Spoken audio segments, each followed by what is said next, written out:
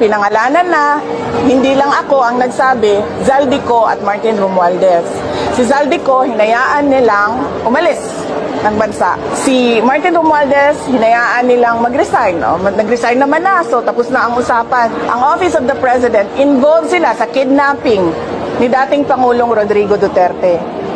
Bakit ngayon nawala si Zaldico at aalis si Martin Romualdez, hindi man lang nila magawa na kidnapin si Zaldico doon sa Amerika at ibalik dito sa atin sa Pilipinas. At hindi man lang nila magawa na ikulong si Martin Romualdez dyan sa detention unit ng House of Representatives. Wala. Dahil wala silang sinseridad. Pinapakita lang nila sa mga tao na kunwari meron silang ginagawa. Pero ang totoo niyan, naghahanda lang sila para sa hatian ng 2026 budget at para sa kung anong gagawin nila sa 2028.